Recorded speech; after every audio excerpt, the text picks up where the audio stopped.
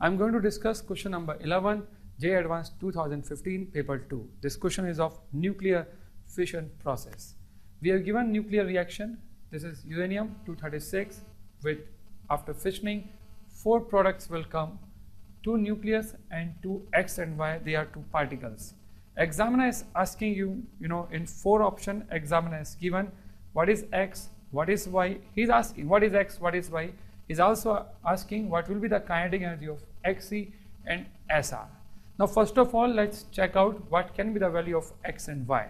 To check out what can be the value of X and Y, we should check whether the equation is balanced or not.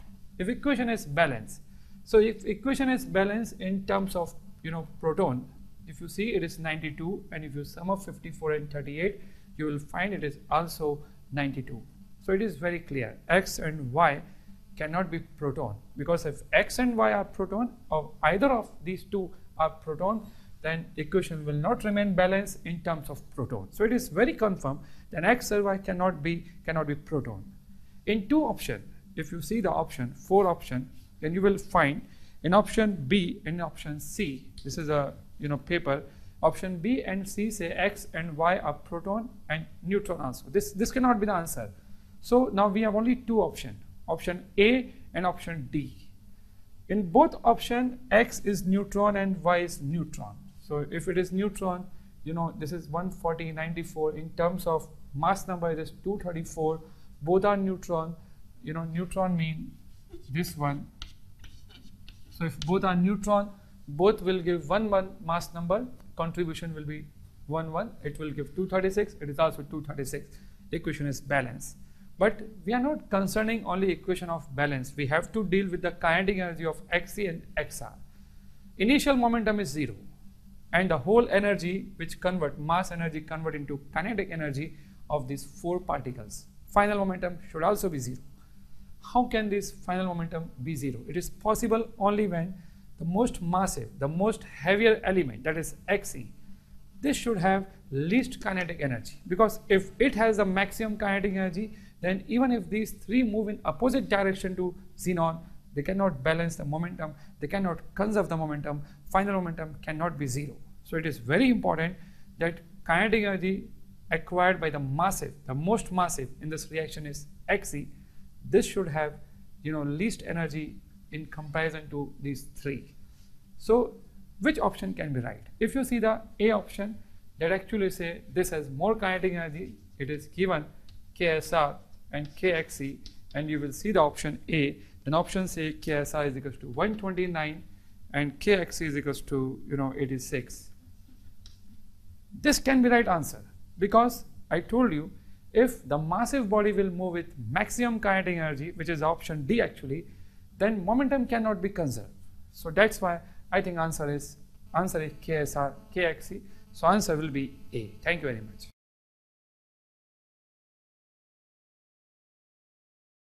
Good morning, students. We will discuss question number 12, paper 2, fourth 5.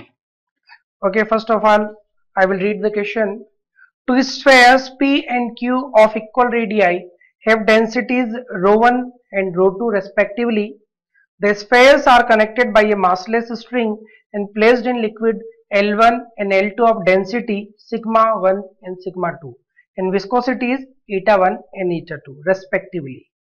They float in equilibrium with the sphere P in L1 and sphere Q in L2 and the string being taut as shown in the figure.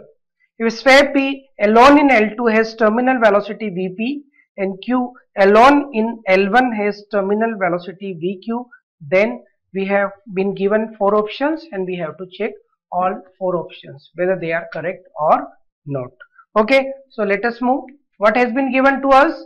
That there are the 2 spheres of equal radius of different densities are in a equilibrium state, are floating in different liquids.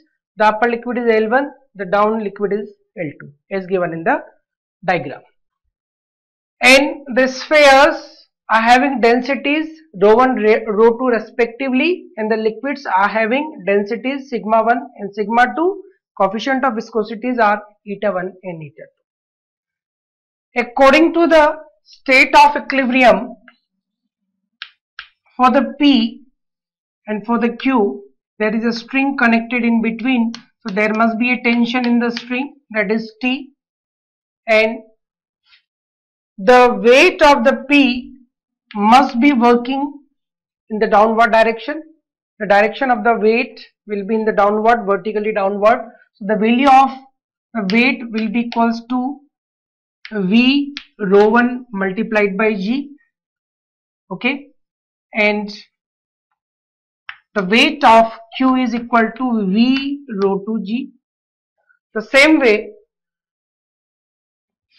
the buoyancy force on P because of liquid 1 will be equals to V sigma 1 G, and for the Q it will be equals to V sigma 2 G according to the Archimedes principle. Okay, because the displaced liquid is also V. So these are the two free body diagrams of sphere P and Q, and now we will check the value of T from the first diagram. The value of T can be written as V rho 1 minus sigma 1 multiplied by G, and from the second diagram we can write it as V rho 2 minus sigma 2 G. This is my equation 1, this is my equation 2. Okay, these are the value. Because both are in state of rest, so the force acting on the P, the net value should be 0, the same for the Q. So we have calculated the value of T, and if we will check it out, we can see that rho 1 minus sigma 1 can be written as rho 2 minus sigma 2. So this is my first case. Okay, my first result. I can write it as also sigma 1 plus sigma 2 is equal to rho 1 plus rho 2. Okay, whenever I will need these values I can put here. Okay, so this is my first case. Now we will move further in this question. I have to omit this way. Okay, now according to the question, they float in equilibrium with the sphere in L1 and the sphere in L2 and the string being taut. If a sphere P alone in L2 has terminal velocity Vp, that means the sphere P in liquid L2 has terminal velocity Vp. So the what will be the value of Vp? According to the formula of terminal velocity, 2 by 9 r square rho minus sigma. So the density of sphere P is rho 1. So rho 1 minus liquid L2 is having the density of sigma 2. So 2 by 9 r square rho 1 minus sigma 2 G upon liquid 2. So therefore eta 2. This is the formula of terminal velocity.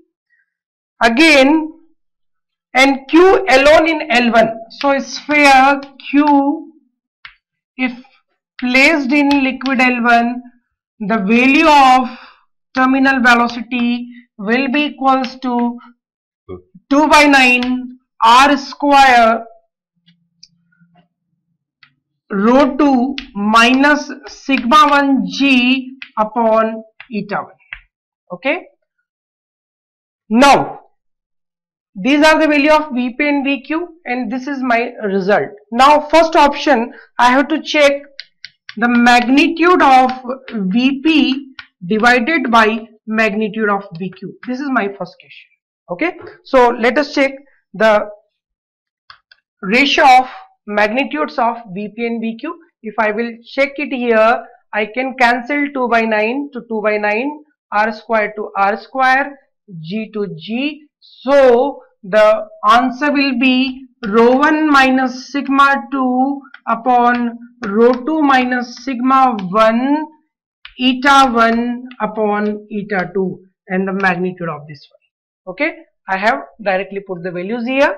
Now I have to check rho 1 minus sigma 2.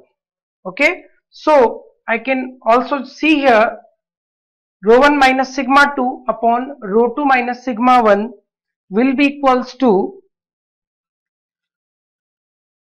eta 1 upon eta 2. I will see here rho 1 minus sigma 2. Okay, so rho 1 minus sigma 2. I can see here that if I will move this rho 1 to the here, this will be equals to rho 1 minus sigma 2, and it can be written as sigma 1 minus rho 2 also. Okay, so if I will see here rho 1 minus sigma 2, so this is my rho 1 minus sigma 2 upon sigma 2 minus sigma 1. So this is equal to sigma 1 minus sigma 2. So can I write it as minus 1 multiplied by eta 1 upon eta 2. We can see the value of this one from this formula. So this will be equals to minus 1 upon eta 2, and if we will see only the magnitude, this will be equals to eta 1 upon eta 2. So the option 1 is correct. Of course, option B will be wrong because it is eta 2 upon eta 1. Now the option C, Vp dot product Vq is greater than 0. If we will see, Vp and Vq are having the ratio in the opposite sign, that is minus 1 is here. So if you will see here that the velocity Vp and the velocity Vq are having opposite direction, so Vp dot product Vq cannot be greater than 0. It will be less than 0 because it is having negative sign. So Vp dot Vq will be equals to, will be less than 0. So the option will be D. So what is our answer? Option A and option D are correct. Okay. So this is my solution of question number 12. Thank you.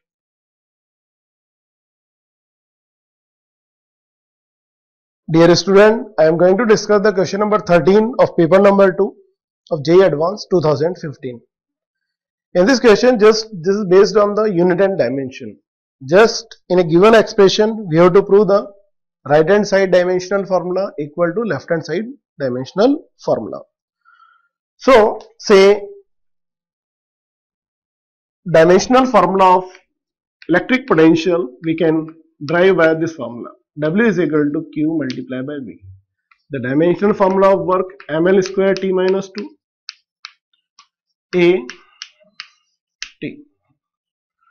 Dimensional formula of potential is given by M1 L square T minus 3 A minus 1. Say this is equation number 1. Second formula of permeability we can write by Coulomb's law. F is equal to 1 upon 4 pi epsilon naught Q1 Q2 by R square. So that dimensional formula of this is given by Q1, this is the constant, okay, Q square upon F R square. It means A square T square upon ML T minus 2 L square. M minus 1 L minus 3 T4 A square. This is the dimensional formula of epsilon naught. Now dimensional formula of mu naught permeability, magnetic permeability is given by F is equal to mu naught I1 I2 upon 2 pi D. So that mu naught is equal to F naught F into D upon I1 I2. Force formula ML T minus 2 L upon A square T square. Only A square. This is given by M1 L square T minus 2 A minus 2, the mu naught. Now from first expression we have a mu naught I square is equal to epsilon naught V square.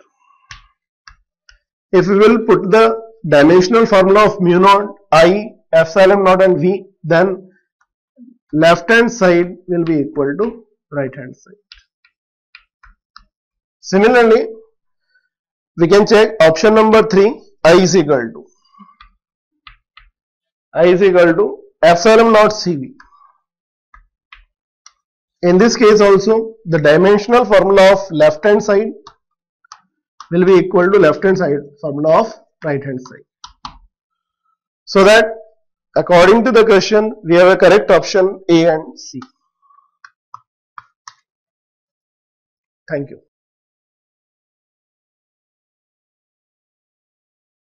Now we will discuss question number 14, JEE Advanced Paper 2, 2015.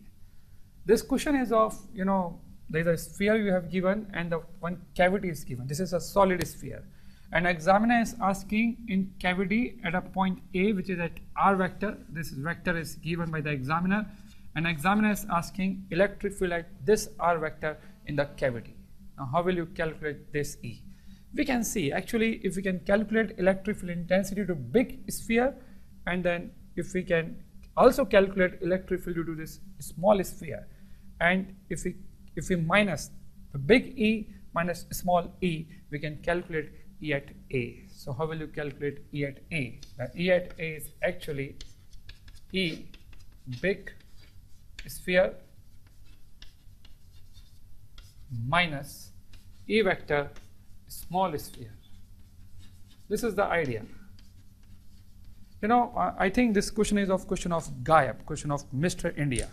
It's very simple. You can see, and there is a sphere and we have removed one sphere. So what we actually are doing, we are calculating E due to big sphere and we are removing the contribution of this Mr. India, which is not present here, which is actually Gayab here.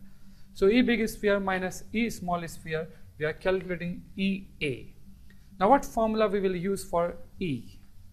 If point is inside of the sphere, is rho r vector upon 3 epsilon naught. So E due to big sphere is given by rho, this is r vector upon 3 epsilon naught. This is the formula for E in the case when point is inside of big sphere. Now if you see small sphere, this is another sphere we can see. If you see this small sphere, this point is inside of this sphere, so here also same formula will applicable, and this time vector will be this one, this you can see another vector, this is x vector, so you can say minus rho x vector upon 3 epsilon naught. If you solve these two, this equation actually, rho upon 3 epsilon naught, you will get r vector minus s vector. What is r vector minus x vector? See, this r vector is this one and the x vector is this one. Minus x vector will be on this side. So you can also write it rho upon 3 epsilon naught r vector plus minus of x vector.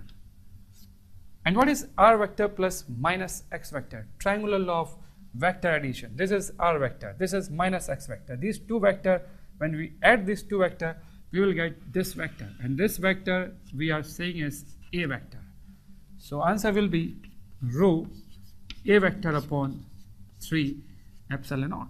You can see whatever the r vector, even if point is here, or anywhere in this cavity, your E depend only on a vector. So what it mean? It's mean at every point inside this cavity, your E is uniform and it depend only on a vector. And for this way, we can say answer is D. So its answer is D. Thank you.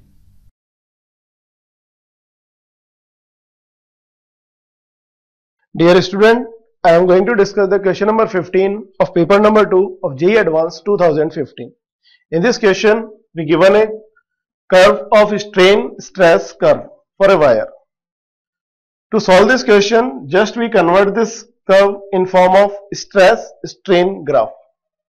So that equivalent stress strain graph for this will be equal to this. So from basic theory, the linear part is more that of Q, so that P have a more tensile strength than Q, so that according to situation the first option A is correct. Now the curved part in case of P is more than Q, so that very simple, the P will be more ductile than Q. So second option B is also correct, so that correct answer will be A, B. Thank you.